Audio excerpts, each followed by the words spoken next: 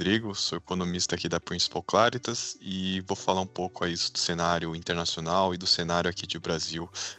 desse último mês de setembro, tá?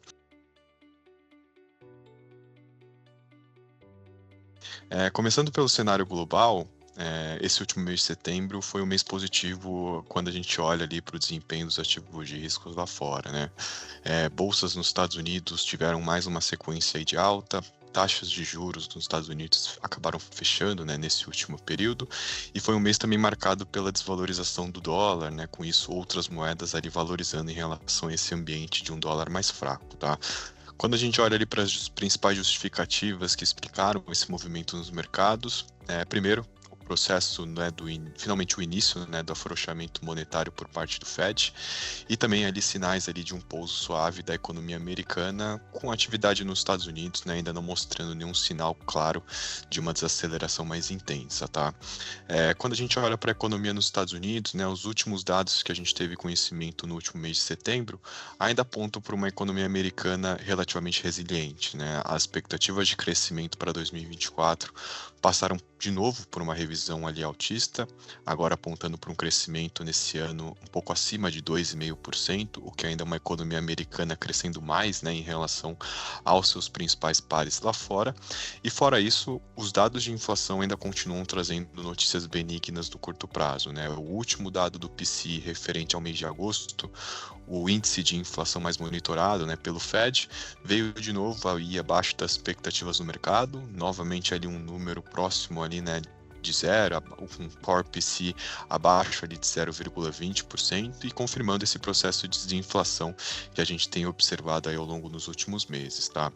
E aí, com esse balanço de uma atividade econômica moderando, mas ainda numa velocidade lenta, e dados de inflação ainda confirmando esse processo, né, de um melhor comportamento e um comportamento mais benigno. Com isso, né, o Banco Central nos Estados Unidos começou o seu processo de cortes de juros, né, o tão aguardado ali início do afrouxamento monetário nos Estados Unidos, iniciando um corte de juros até mais intenso do que era esperado pelo mercado, né, com um corte de 50 pontos bases aí na sua taxa de juros, colocando como principal justificativa para esse movimento, né, uma confiança maior no seu processo de desinflação que a gente tem visto nesses dados recentes, e além disso, um aumento do risco ali em relação a uma desaceleração mais intensa do mercado de trabalho nos Estados Unidos, né? Afinal, quando a gente olha para a taxa de desemprego lentamente tem ido, né, para patamares acima do que a gente tem, do que a gente viu ali, né, no final do ano passado ou no comecinho aí desse ano de 2024, tá?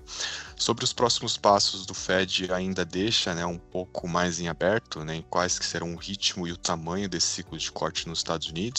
Afinal, ainda ele se mostra muito dependente desses próximos dados econômicos e na nossa avaliação, a velocidade, né, o ritmo e o tamanho desse ciclo de juros nos Estados Unidos vai ser dependente tanto dos dados de inflação, mas especialmente ali o comportamento dos próximos dados de mercado de trabalho nos Estados Unidos, tá? Na Europa, as sinalizações do cenário econômico, né, acho que também passaram ali por algumas mudanças importantes da gente comentar. A primeira delas é em relação ali à atividade econômica, que tem mostrado sinais ali mais concretos de alguma desaceleração na margem, tá? Quando a gente olha para os PMIs, né, da zona do euro, ainda abaixo dos 50 pontos, né, ainda mostrando ali uma retração da atividade econômica, a fraco desempenho ali também da economia alemã, né, especialmente ali no setor de manufatura, também reforça um pouco esse ambiente de desaceleração da atividade econômica na região, e isso também vem aliado aí ao mesmo tempo com inflação na Europa também bem comportado, né? O último dado de inflação mostrou um CPI, né, na zona do euro abaixo de 2%, né, níveis que a gente não observava desde ali do final do ano de 2021, e com essa combinação de uma atividade desacelerando mais e ao mesmo tempo com uma inflação também bastante comportada, o Banco Central aí começa a mostrar sinais ali de discutir um processo ali de mais cortes de juros aí acontecendo nas próximas decisões ali do Banco Central Europeu, tá? E por fim, aí, em relação à economia na China, a China ali se mostra um cenário um pouco mais desafiador, né, em relação aos seus pares globais. Os dados de atividade econômica ainda mostram aqueles sinais de enfraquecimento, né, que tem sido ali uma toada que a gente tem observado aí ao longo do ano de 2024. Os números de produção industrial, números de vendas no varejo, né, especialmente também números do setor imobiliário, ainda mostram uma atividade com uma demanda interna ainda relativamente fraca, né, em relação ali ao ano passado, só que a novidade desse último mês de setembro ficou por conta ali dos estímulos econômicos que foram anunciados tanto pelo Banco Central como também pelas autoridades ali do governo chinês, né? Uma mudança de postura bem importante, né? Mostrando uma preocupação ali adicional de tentar entregar a meta de crescimento nesse ano e tentar trazer um impulso adicional para essa economia que de fato tem mostrado ali sinais de fraqueza aí ao longo dos últimos meses, tá? E com essas notícias de estímulos econômicos, os mercados reagiram positivamente a isso, né? As bolsas lá na China tiveram um forte desempenho no finalzinho ali do mês de setembro e fora isso, né, as commodities ali, especialmente ali o minério de ferro, também foram ali positivamente influenciadas e tiveram um forte desempenho também nesse último mês de setembro, tá? Então acho que em suma, em relação ao cenário global, um cenário global, né, marcado por um desempenho positivo nos ativos de risco, muito, né, tendo como principal pano de fundo esse processo de cortes de juros que finalmente ali começou, né, por parte do Banco Central americano, um pano de fundo também ali com sinais melhores de inflação nos Estados Unidos, e agora os próximos passos do Fed serão ditados aí, dependente ali dos próximos dados econômicos, especialmente ali a leitura ali dos próximos dados de mercado de trabalho que a gente vai ter aí até a próxima decisão do Banco Central, tá? Em relação aí a riscos do cenário lá fora, acho que os dois principais riscos ali que devem, né, ficar ali, né, no radar ali do mercado. Primeiro, em relação aí a questões geopolíticas, né, a gente tem visto aí um aumento da temperatura nas questões, né, relacionadas aos conflitos no Oriente Médio. Isso pode trazer aí alguma pressão mais forte em algumas commodities mais ligadas, essa questão especialmente ali o petróleo, né, que tem reagido um pouco mais aí a essas questões do Oriente Médio recentemente. E fora isso, a gente também vai se aproximando de um período eleitoral nos Estados Unidos, dois eventos também importantes ali da gente monitorar, né, e que podem ser aí algum gatilho importante ali para os mercados lá fora, tá? Com relação ao cenário econômico de Brasil, né, quando a gente olha ali para o desempenho dos ativos de risco nesse último mês, foi uma reação aí oposta em relação ao que a gente teve, né, no cenário global, né? A gente teve aí um período de queda ali para o Ibovespa nesse último mês de setembro, acompanhado também por uma pausa no fluxo de investidores estrangeiros aqui para o Brasil, e acho que os dois principais destaques, né, que acabam explicando essa diferenciação dos ativos brasileiros, primeiro, é uma reprecificação do ciclo de juros aqui para o Brasil, né? Afinal, o Banco Central aqui brasileiro iniciou um novo processo de aumento de juros em sua última decisão, e fora isso a questão aí, as incertezas fiscais que ainda continuam perdurando ali no cenário econômico, tá?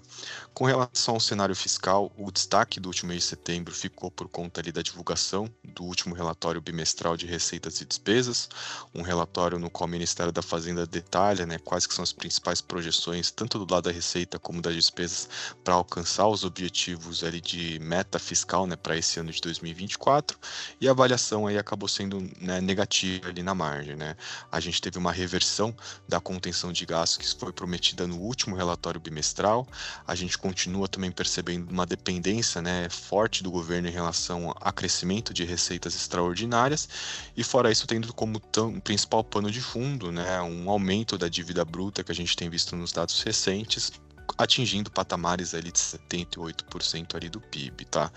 Essa incerteza fiscal, por outro lado, não afeta ali, né, a dinâmica de outras variáveis econômicas aqui domésticas, né? Um exemplo acaba sendo ali o desempenho do crescimento econômico de Brasil, né? Depois daquela surpresa forte que tivemos ali do PIB do segundo trimestre, os indicadores desse último mês de setembro ainda reforçam um cenário de um PIB brasileiro crescendo próximo ali de 3% para esse ano, e além disso a gente continua também tendo sinais ali de resiliência, né, e força do mercado de trabalho interno, né? A taxa de desemprego no Brasil ainda continua próxima das mínimas e as rendas das famílias, né, ainda continuam também com forte crescimento e um forte desempenho ao longo desse último mês, tá? Tudo isso acaba gerando ali, né, um cenário de inflação que continua também um pouco mais resiliente do que o esperado, né? É verdade que o último IPCA 15 do mês de setembro foi até positivo em relação às expectativas do mercado, trouxe ali uma desaceleração tanto das medidas ali de serviços subjacentes, né, então, portanto, um qualitativo também um pouco mais positivo na margem, mas quando a gente olha para o balanço de riscos aí até o final do ano, né, e o balanço de riscos ali também olhando o ano de 2025, os riscos da inflação continuam tendo ali um balanço um pouco mais altista, né? Para o curto prazo, a gente destaca aí a questão de energia elétrica, né? Então, todos os impactos que a gente teve da seca e dessa temperatura mais elevada aqui para o Brasil, né? Podendo afetar, né, em bandeiras tarifárias mais altas para energia elétrica, podendo também impactar preços de alimentos aí até o final do ano. E para 2025, né, essa resiliência da atividade econômica também corresponderia também teria relação, né, a uma alta aí, uma resiliência mais forte ali da abertura ali de serviços, né, e dessas medidas mais subjacentes da inflação doméstica, tá? E aí com toda essa conjuntura, né, de uma atividade resiliente, uma inflação também ainda acima da meta, né, e todas as incertezas fiscais que ainda continuam ali perdurando no cenário econômico, o Banco Central, né, na sua última decisão de setembro, iniciou um processo de aumento de taxas de juros, elevando a taxa de juros ali em 25 bips, né, para 10,75%, e a nossa avaliação da comunicação do Banco Central ainda continua sendo de uma avaliação ali dura, né, uma comunicação dura, ainda mostrando incômodo com as expectativas de inflação que continuam aí acima da meta, também citando, né, toda essa resiliência e esse aquecimento, né, excessivo da economia brasileira, então, portanto, justificando, né, um novo aperto dessa política monetária nesse momento, o que acaba sustentando o nosso cenário, né, de que o Banco Central será obrigado a acelerar esse aumento de taxa de juros para um aumento de 50 bips já na próxima decisão e uma taxa de juros terminal que a gente espera ali que encerraria, né, o começo do ano de 25 a 12,75%, tá? Ficamos à disposição para qualquer dúvida e até o próximo mês.